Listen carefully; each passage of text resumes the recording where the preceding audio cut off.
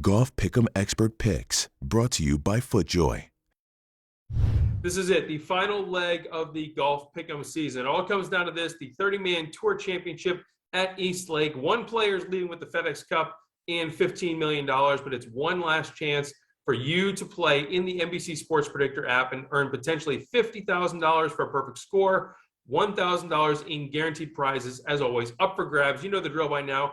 10 head-to-head matchups plus a tournament winner and a winning score. We're going to start off with the marquee matchup from the last couple of days at the BMW Championship. It's a matchup to watch this week in Atlanta as well. Bryson DeChambeau and Patrick Cantlay. They went toe-to-toe at Caves Valley, a 6-hole playoff. Eventually, Cantlay got the title, and as a result, he is starting this week at 10 under par. Bryson will start at 7 under. Remember, with the Tour Championship, you have to factor in these starting strokes. So neither player has really had a ton of success at East Lake. Each has had a handful of starts, but no top 10s between them. I'm going to side with the guy who is starting with a tangible head start. I like that Cantlay is 3 shots up before any shot is played. I think he's going to continue to build on that momentum from last week where he locked up that Ryder Cup spot. I think Patrick Cantlay gets the best of Bryson once again this week at East Lake. It's the man that won the Northern Trust against the guy that almost went wire to wire at Liberty National. Tony Finau and Jon Rahm, they're 2 of the top 4 players in the starting strokes format. Tony Finau is starting at 8 under par this week. He's behind only Patrick Cantlay. Jon Rahm is 4th. He's starting the week at 6 under. So he's 4 off the lead, 2 behind Finau. Make sure you understand where everyone is going to tee off come Thursday afternoon. But in terms of East Lake experience, Rahm is going to have the edge. He has never finished worse than T12 in 4 trips to Atlanta. Tony Finau has 2 top 10s, but he was tied for 17th in a 30-man field. Last year, Finau did have that sizzling 63 Sunday at the BMW. But listen, Jon Rahm is clearly the best player in the world right now by a wide margin. A week last week at the BMW isn't going to change my mind. I think Jon Rahm is a guy to watch this week. And I think even though he's 2 shots behind Tony Finau, he's going to end up ahead of him on the final leaderboard.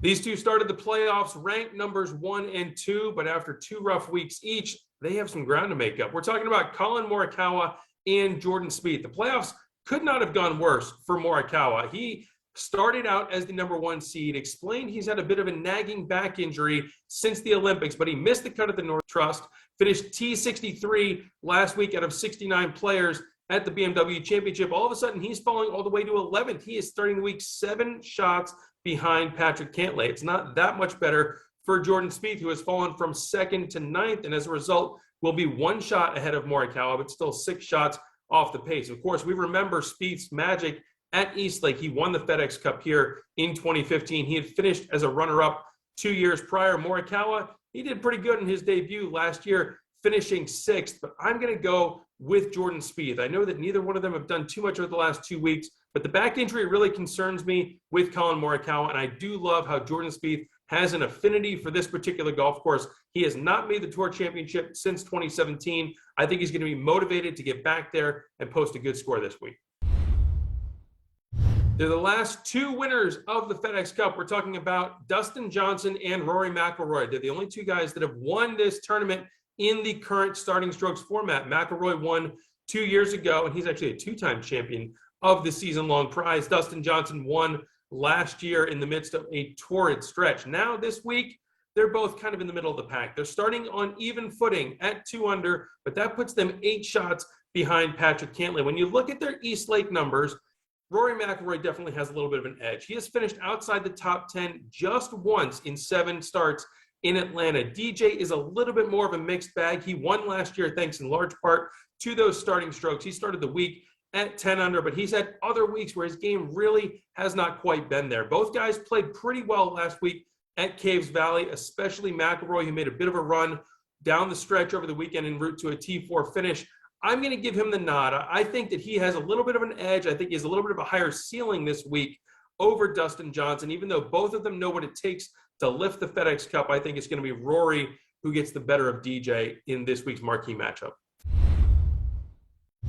All right, so those are some of my thoughts on the head-to-head matchups this week at the season finale, the Tour Championship. But remember, no golf pick'em contest is complete without a winner and a winning score. So for the tournament champion, for the FedEx Cup winner, I'm not going to stray too far from the chalk. I'm going to take world number 1, Jon Rahm. I know he's 4 shots behind Patrick Cantlay with 4 rounds to go. I think he's going to make that up without breaking a sweat. I think that Jon Rahm is the best player in the world right now. I think he's going to prove it by how he plays over these final 4 rounds at East Lake, and he is going to end up $15 million richer come Sunday. So again, those are my thoughts. Go into the NBC Sports Predictor app, go into the Golf Pick'em, make your selections for the 10 head-to-head matchups, pick a tournament winner and a winning score, $1,000 in guaranteed prizes, and for the last time this season, a $50,000 jackpot up for grabs for a perfect score. Thanks for watching all season.